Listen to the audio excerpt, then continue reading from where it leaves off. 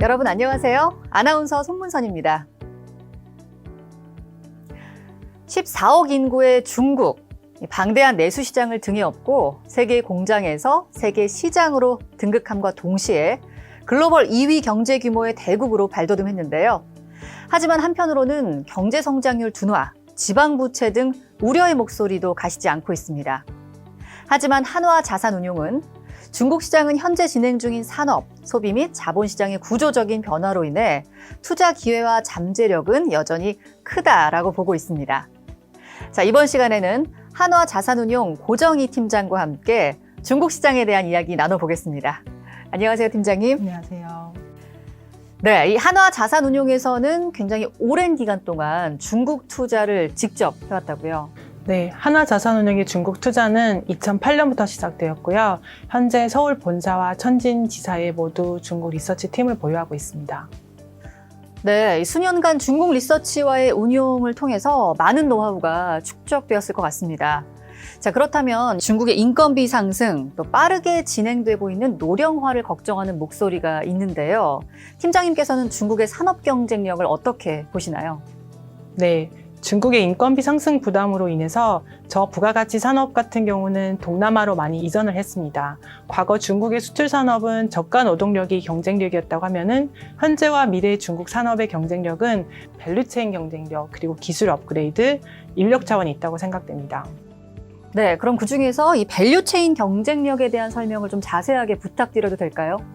밸류체인 경쟁력을 보면 중국은 세계 시장으로 등극하였기에 시장과 가장 가까이 있고 단일 부품의 경쟁력이 아닌 밸류체인 경쟁력을 가지고 있습니다. 예를 들어서 중국 국내 자동차 부품사들을 찾아다니면서 납품을 받으면 자동차를 만들 수 있습니다. 또 그렇게 제조하는데 시간이 생각보다 짧게 걸립니다. 실제 제품의 히트성은 논외로 하고 중국 기업이 독일 브랜드인 보구바르트를 인수를 해서 실제 차를 만들어냈습니다.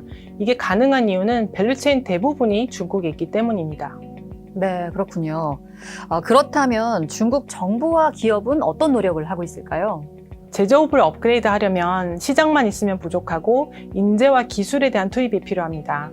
이를 위해서 중국의 정부와 기업은 지원과 투자를 아끼지 않고 있습니다. 중국의 연구개발 비용은 통계국 발표 기준으로 2018년 1.97조 위안에 달합니다. 이는 2008년의 4.3배이며 동일 기간 중국 GDP는 2.8배의 증가에 불과했습니다. 정부적인 차원에서 제조업의 업그레이드는 인프라적인 지원을 받고 있습니다. 구체적으로 중국은 2020년까지 5G 상용화를 목표로 하고 있고 이 5G는 제조업 업그레이드의 중요한 인프라입니다. 또 정부는 보조금을 통한 지원도 하고 있습니다. 실제로 지방정부이긴 하지만 광동성은 스마트 제조장비 구입 금액의 30%를 보조금으로 지급하고 있습니다. 산업정책의 제정에 있어서도 지방정부의 롤이 매우 중요한데요. 전기차를 예를 들면 중국은 2025년까지 연간 전기차 판매량을 700만 대로 목표하고 있습니다. 5대 중 1대는 전기차인 셈입니다. 이는 정부의 더블 포인트 제도, 또 충전소의 건설 계획 등 지원과도 연관이 되어 있습니다. 기업의 R&D를 보더라도 빠르게 늘고 있습니다. A주 전체 상장사의 2017년 연구개발 지출은 5,800억 위안 정도로 전년 대비해서는 23% 증가한 상황입니다. 네, 그렇군요. 그렇다면 앞으로 중국의 향후 인적 자원이나 노동시장은 어떨까요? 중국의 노동인구는 아직도 9억 명이고 그중 대졸 이상 인구가 1.7억 명입니다. 매년 대학 졸업생은 800만 명 이상 되고요. 과거 10년간 중국의 대졸 및 석사 졸업생은 각각 7천만 명, 500만 명이고 그중 절반이 이공계입니다. 중국은 과거 40년간 유학생이 약 520만 명 정도 되고 그중 313만 명이 중국으로 돌아왔습니다. 중국의 엔지니어의 월 평균 소득이 미국의 5분의 1 정도이고 아시는 것처럼 화웨이 같은 기업들의 연구개발 인원은 8만 명 이상 됩니다. 따라서 인재의 측면에서 보면 중국은 여전히 소위 말하는 저가 경쟁력을 가지고 있다고 할 수 있습니다. 네, 잘 들었습니다. 자, 이번에는 중국 현지의 리서치 인력을 직접 전화 연결을 해서 현지의 소비 트렌드에 대한 이야기를 들어보도록 하겠습니다. 한화 자산운용 중국법인 리서치 팀장 정단밍 팀장과 전화 연결해 보겠습니다. 정단밍 팀장님, 어떠한 기업들이 이러한 소비 패턴 변화로 인한 혜택을 볼 수 있을까요? 刚才 Grace 主要讲了供给端，我就从消费端，也就是需求端讲一下中国的情况。中国现在的消费趋势是高端化、理性化和服务消费，三者共同组成了消费升级。首先，我们来看一下为什么会有这样的趋势。第一，财富效应，消费离不开收入。过去10年，中国人均 GDP 增长了168%，达到了64600元。同时期，城镇人均可支配收入也增长了148%，达到了39200元。劳动者报酬占 GDP 的比例也从2011年的45.5%增长到现在的53%左右，日益接近了 OECD 国家的水平。第二，政策鼓励，中国政府在2019年1月份开始实施个税减免，子女教育、赡养老人、房贷利息支出等等都可以抵税。起征点也从2018年10月份的3500元上调到现在的5000元。举个例子，月薪1万元的一个人，原来也就是2018年的10月份之前，每个月需要交税745元，但是现在在各项扣除之后就不用交税了，一年能够省将近9000元。钱包鼓起来，大家也更愿意去消费。第三个因素是人口流动。近几年，中国逐渐放松户籍制度，这加快了农村人口向城市的转移，这也使得整体人群的消费习惯逐渐的市民化。首先，大品牌的市占率会逐步提高。我们可以从淘宝的数据看一下，淘宝是中国最大的网购平台，它里面有一个大品牌的平台叫做天猫，占整体 GMV 的比例从2013年的23%上升到2018年的44%，增速也持续的快于淘宝，这也是消费者追求高端化的一个缩影。第二，从国产和进口品牌来看，一个有趣的现象，国产品牌因为质量提升，也越来越受到消费者的青睐。比如在白电行业，国产品牌已经占到了绝对主导。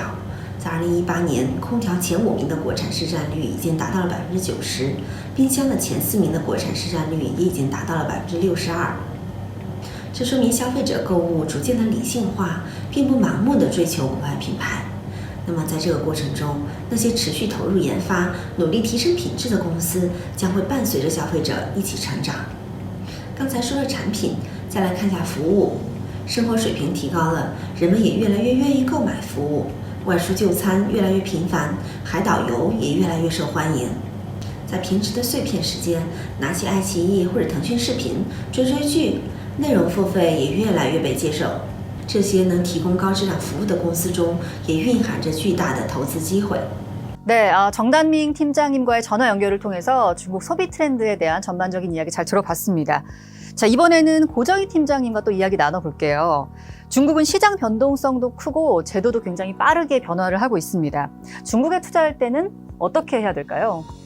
네, 우선 중국에 투자할 때는 위에 말씀드렸던 것처럼 구조적인 변화에 주목을 하고 투자를 해야 합니다.